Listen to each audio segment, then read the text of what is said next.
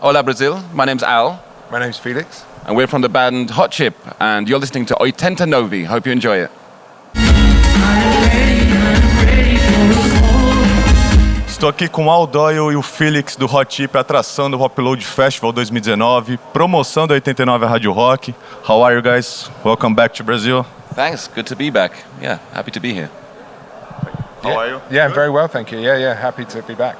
Yeah. You've been in Brazil before. What do you most like here in Brazil? I like the people, number one. The audience for the gigs is always really fun. There's some good dance moves, guaranteed. The food, the weather, maybe not today so much because it's raining. Yeah, it's just a lovely country to come and visit. Yeah, some of the boys were out doing some record shopping today, finding some, obscure Brazilian records for their collections. We just like trying to get out and about and see some, just kind of like there's some late night bars that are very cool here and trying to get out of the hotel and just have a little walk around. So this is a good area to be in and we're happy to be back, yeah. What did you guys bought from Brazilian music? I don't collect records really, so I haven't been buying any, but Alexis and Rob Smoughton, who plays in our band, he also plays in a band called Black Peaches, and they're quite heavily influenced by sort of 70s like Brazilian music, so they'll be looking for some of that, I think, yeah. That's great. And I think your show really works on festival. Even the one that are not paying attention on stage, when you guys start playing, say, oh, I want to see this show, this concert. Do you guys think the sound of Hot Chip works perfect for festivals? Yeah, I think I wouldn't say that because that would be a bit big-headed, but I think it translates well, and it's quite fun to watch. There's quite a lot happening on stage. It's not like we're just standing behind laptops. There's a lot of people playing instruments and weird, funny-looking British people to look at. Who doesn't like looking at that? And you guys released a new album, A Bed Full of Ecstasy. How was the process of writing and recording this album? Well, it was quite a long process, probably maybe nearly 2 years overall, from the first ideas to the finished record. But it was fun, yeah. We were all doing lots of different other projects and then coming back together, doing some recording, then going away again. And so we were learning a lot, bringing stuff back from the other experiences that we'd been having. And then we got to work with some different producers. So we were working with a Scottish producer called Roddy MacDonald in London. And then towards the end, doing a lot of work with Philippe Zadar in Paris. And so spending a lot of time in Paris, drinking a lot of nice wine and eating pastries and having fun in Philippe's amazing studio in Montmartre and that was, it was super, super fun. And Philippe ended up mixing the record in the end and gave it a completely sort of different sound, I think, to what we would normally have. It's very sort of muscular, quite sort of exciting and kind of almost improvised in the way that he was mixing. And so we were really happy and honored to work with him. It was good. And why did you guys decide now to have outside producers? Well, I mean, the way that I try to explain that to people is that we knew how to make a Hot Chip record because we've done that many times before. We feel as though there's lots of producers in the band that are very capable. Joe's a very capable producer, and we've all produced other music, but we don't know how to not do that. So it was I think that we could have made a really good record if we'd have gone through the same process before. It was nice to be able to be challenged and work in a way that we were not used to, use a different kind of creative process, and so that's why we decided to do that, yeah. And is there a song that was made for Katy Perry, is that right?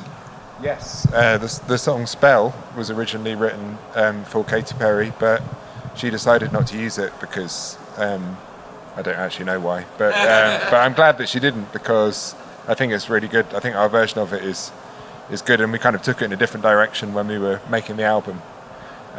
So that's just the way things work out sometimes. And it's a great song to dance, but also have strong lyrics. What kind of message you guys want to send with the lyrics of Hot Chip?